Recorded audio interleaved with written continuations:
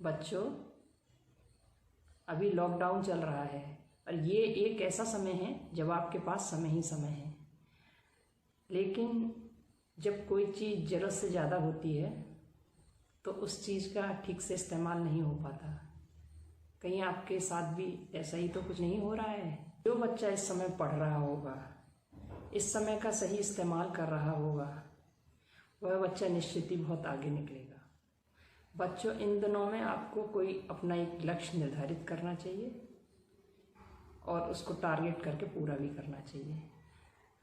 पिछले वर्षों की बात बता रही हूँ। मैं एक टॉपर से बात कर रही थी। मैंने पूछा, आप कितने घंटे पढ़ते हो बच्चे? उसने कहा, जब तक मेरा उस दिन का गोल पूरा नहीं हो जाता, चाहे उसके लिए मुझे पूरी रात ही क्यों ना पढ़ना पड़े।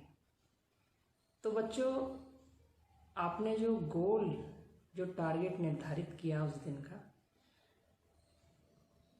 उसे निश्चित रूप से पूरा करो, चाहे उसके लिए आपको कितना भी समय क्यों न देना पड़े। सफलता उन्हीं को मिलती है जिनका जीवन में कोई ना कोई लक्ष्य होता है।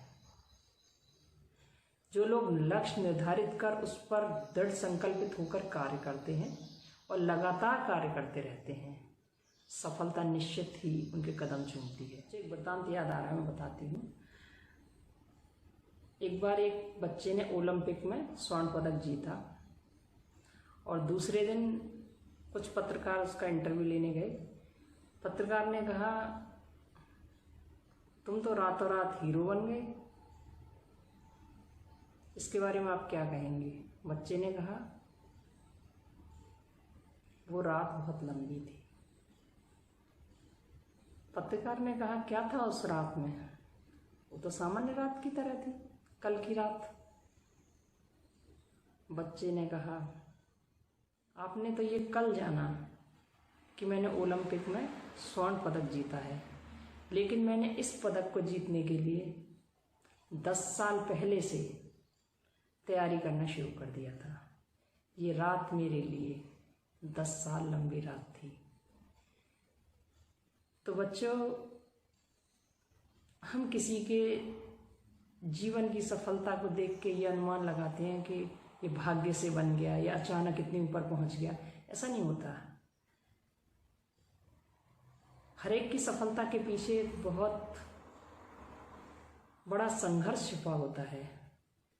वो हम उसी व्यक्ति से जान सकते हैं। जिस तरह से इस ओलंपिक में पदक जीते विद्यार्थी के जीवन में छुपा 10 साल का संघर्ष था। 10 साल से लगातार वह